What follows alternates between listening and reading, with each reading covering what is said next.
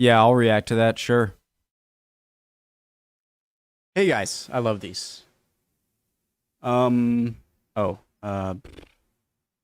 nope. Yes, yes, yep. Good. Eat, sleep, dream English. Original link to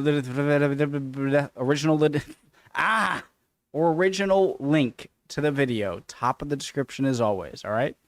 From Eat, Sleep, Dream English. English words difficult, my brain. Brits and Americans. I'm ready. Oh. Go. Great intro. We're keeping it.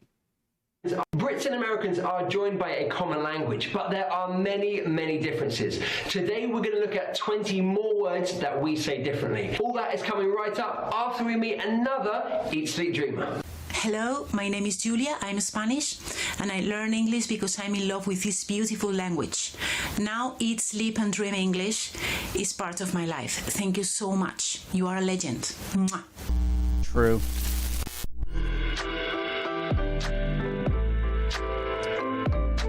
Okay, the only one that kind of upsets me is when videos include aluminum and aluminium, because if they're spelt differently, then you're not pronouncing them differently. Let's go. In my last lesson about British and American English, we looked at words that were pronounced differently. Today, we're looking at different words that have the same meaning. Now, I'm sure you're going to know some of them, but I've added a few that maybe you don't know to keep you on your toes. Cool. Let's get started with number one. In British English, we say pavement for the area that you walk on along the street. In American English, they say sidewalk. Sidewalk. Now, I quite like sidewalk. It makes sense to me. Like, there's the road, and then you walk on the side. It's quite logical. I feel like everything is the pavement. Everything that is sort of, sidewalk, the road, if you're on a basketball court, and just that's pavement. Just hard, man-made surfaces, mainly for driving on. I like that in America, but in Britain we say pavement. So, in British English, pavement. In American English, sidewalk. All right, this one... Like any concrete surface, I would see as pavement. That's what I would say. This is interesting. We're talking about slang language here. In British English, we use the slang word quid to talk about £1. £1. So quid. In American English, to talk about $1, they'd say buck. Buck. So in British English, we talk about £1 as a quid. In American English, $1 is a buck. How much is the coffee? It's 2 quid. It's 2 quid. It's cheap. In American English, they would say it's $2. It's $2. Yeah. That's a good one. I like that one. I like how we included two kind of slang words, not like quid means dollar or buck means pound, but he chose both slang. When we apply for a job, we usually send a document that has all our experience, our work experience, our personal details, and we call it in British English CV. a curriculum vitae, but we shorten it down to a CV, a CV. In American English, they would use CV, but they would also say resume, resume. So in British English, it's a CV or curriculum vitae. In American English, it's a resume. I'm guessing that's a French word we got that from. Resume. So I need help writing my CV. I need help writing my CV. Or I need help writing my resume. Number 4 is a small but important difference. Now, mathematics, the subject that we study at school, is shortened down in British English to maths.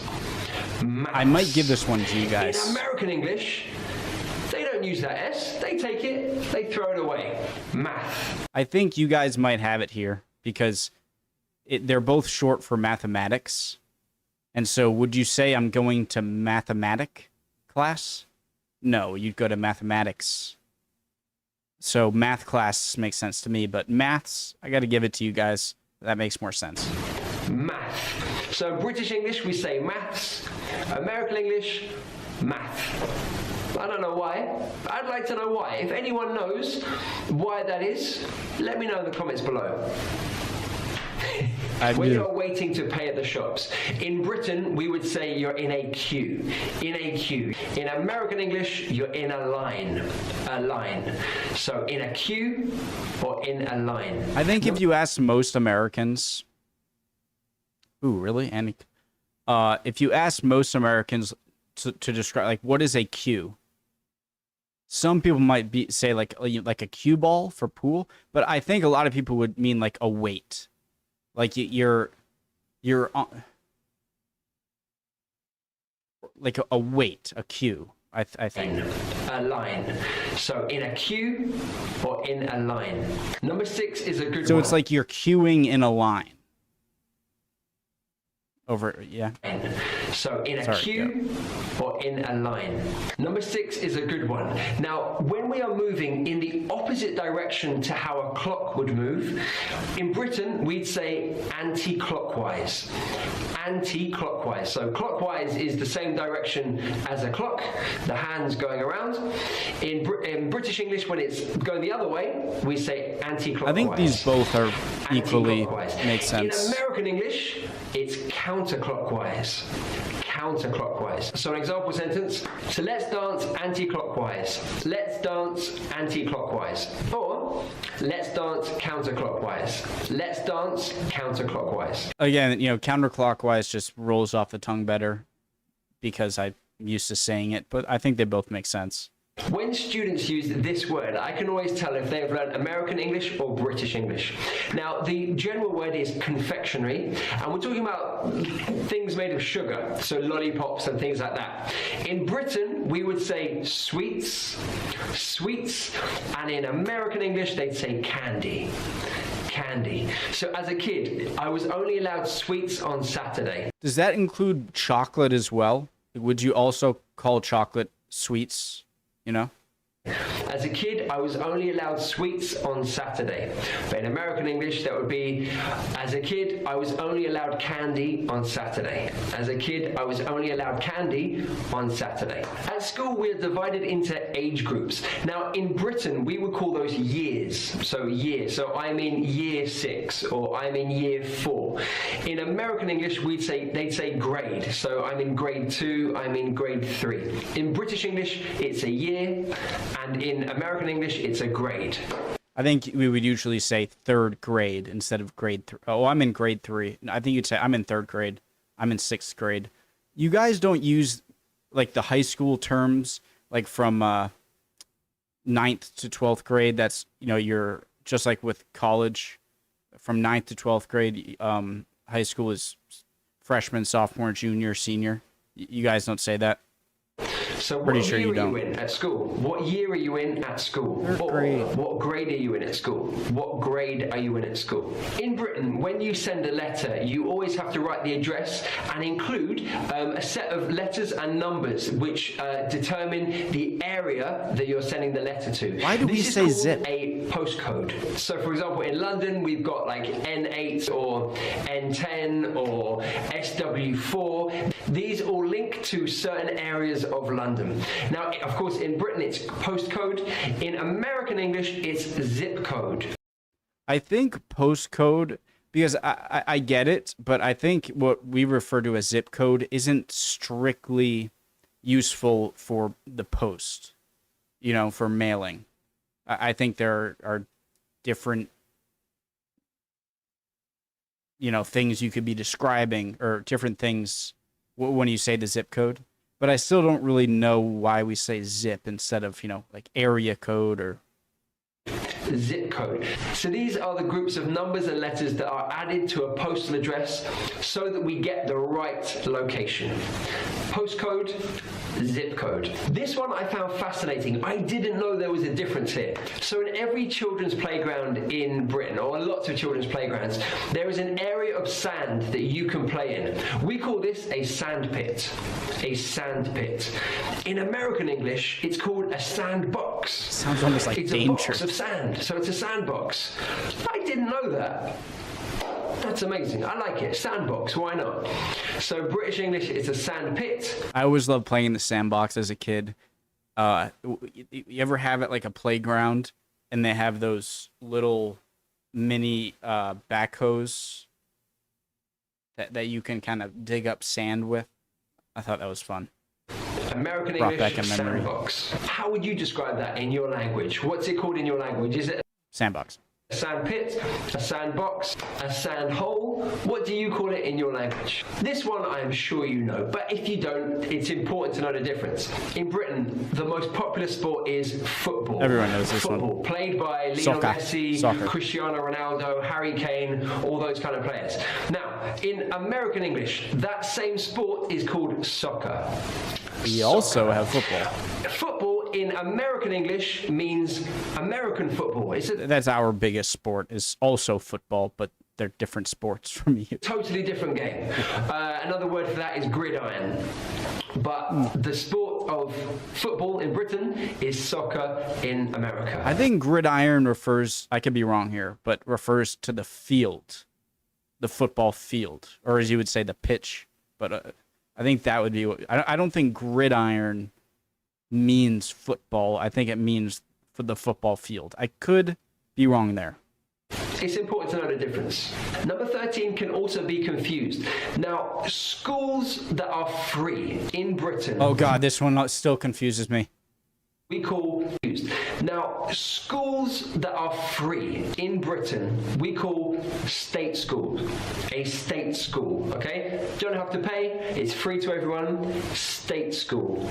In American English, the same type of school, the free school, is called a public school. I think both of these A are public school. are equally now, that's good. fine until you realize that in Britain, a public school is a very expensive school. So we it's would- the opposite of being free. It's actually one sure of the he's most gonna say expensive it. types of schools that you could possibly go to. That is a public school. So I just don't get that, because public calling what we would call a private school, which is a much, you have to pay tuition, often as much as many colleges, sometimes more, depending how nice it is. But a private school, because it is privately funded, I'm not sure if private schools get any amount of funding from the state. They might. But, I mean, public school is free. It comes out of the taxpayer budget, right? But I also heard, maybe I misheard, I'm pretty sure I didn't, and this person just might have been wrong or missaying something, but I also thought that what we call a public school or U.S. state school was also called a private school. So you guys don't use the term private school, right, in any way. It's just state school or public school. State school being our public school, and your public school being our private schools. Is that right? when Americans talk about public schools, in our minds we think, wow, very expensive. But actually, for them, it's free. So in Britain, it's a state school. In America, it's a public school. I went to public school, but it was a pretty nice, as public schools go. Not all public schools are equal. It's pretty contentious, because the public schools are funded by the taxpayers, by the tax base in that town. And so I grew up in a pretty nice town in Rhode Island. Might have been one of the more nice ones, maybe the nicest in Rhode Island. And so I probably went to the best or second. I think North Kingston was also pretty good. But I think the kind of best public school in Rhode Island. So they can vary a lot, just because I don't know if it's the same with you guys for state schools. If they get national taxation benefits, or are certain state schools over there much better than others? I'd like to know that. Or is it also funded from the taxpayer money in the district or town that it's in? Does that make sense? So if you have a bunch of wealthy people in a town where the school is, you're going to have a big budget. If you're in a much less wealthy area, then you're going to have a much lower budget. And, that's a contentious thing, but I'd like to know if that's similar for your state schools? So I guess a British public school, which is where you have to pay, would be a private school in America. We also say private school in Britain as well. But yeah, so yeah, can be a bit confusing. Okay, so you also use private school to refer to a public school? Or is the private school the state school? Okay. All right. All right. Number 14, the shop that you go to buy alcohol in Britain Off-license? is called an off license. An off license. I have never heard that. How have I not heard? That's shortened down to offie. If you want to use slang or colloquial English, we would say offie. In American English, the same store, the same shop is called a liquor store. A liquor store. So British English, an off license. In American English, a liquor store. That's a new one for me. Just before somebody gets married in Britain, they have a party to celebrate with their friends and Bachelor so forth. party? Now, for the man, that is a stag party. I think we also use this. Stag party. In American English, that's a bachelor party. A bachelor party. Hold on. Or is a stag party a college party over here? Like a fraternity party? Would that be a stag party? I don't know there.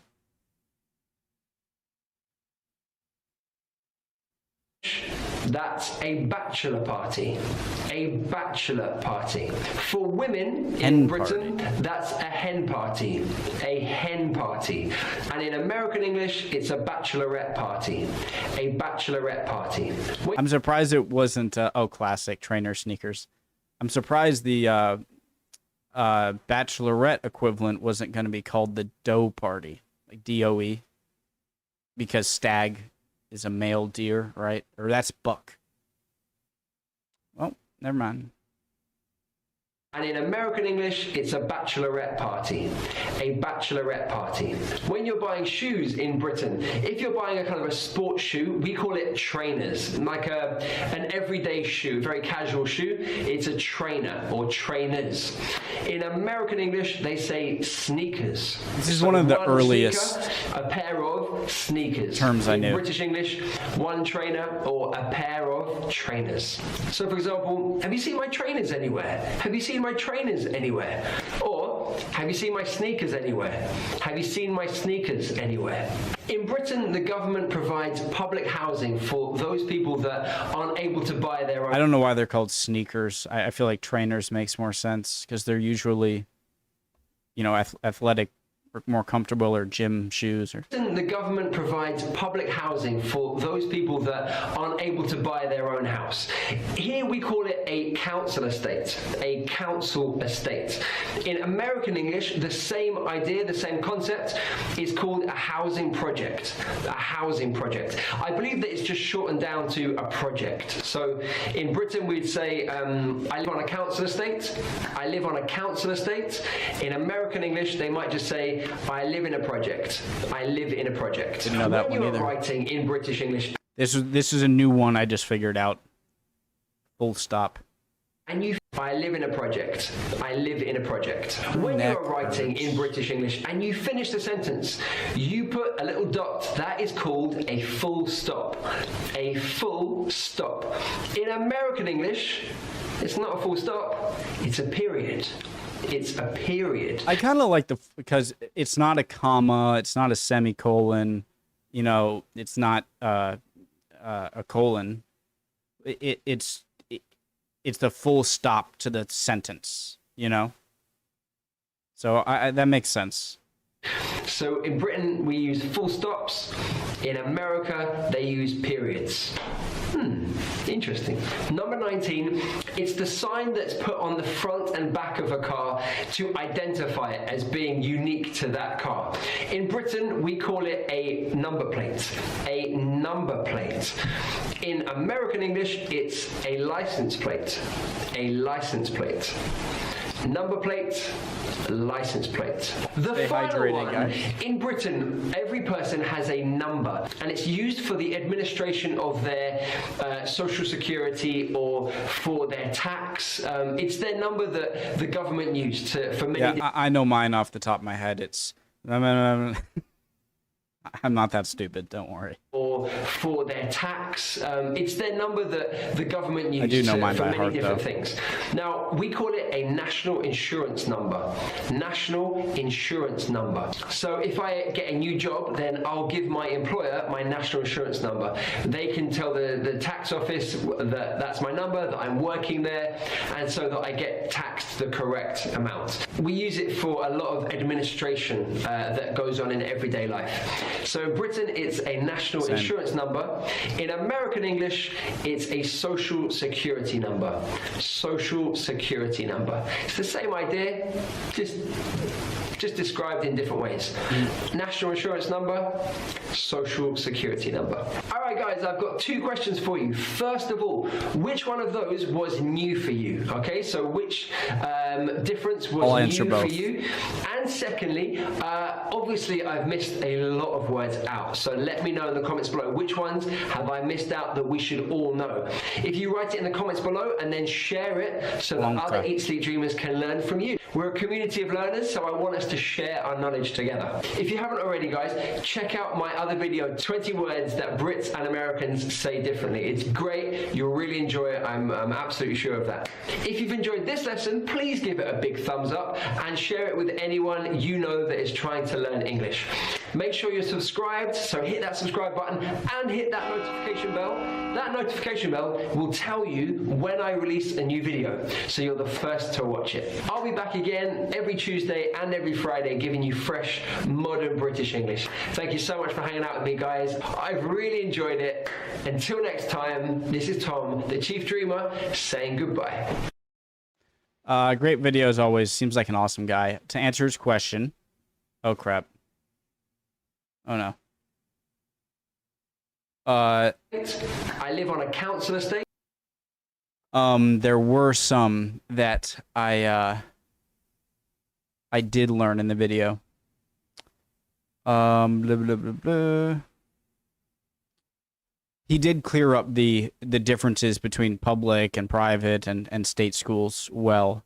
Oh, one of the questions I still have is when he said we also use the term private, is he talking about public schools or state schools? Voice crack. Semi-voice crack. I have a feeling it just would make sense to say a public school for you guys. Is that what that would be?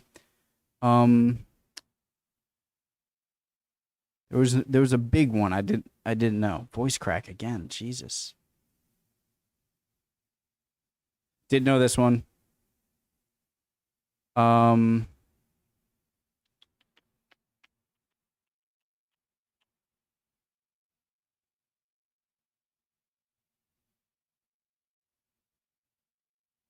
on. Oh, this one I didn't know. Anti-clockwise. CV. I feel like there were some others I just didn't see. But I'm gonna leave a just to help his algorithm. Great video as always. Keep it up. Awesome stuff. Awesome stuff. Just to help it out. All right. Beautiful. Love y'all. Hope you're all doing well. Would appreciate any comments down below. And hopefully I'll see you next video. Bye, guys.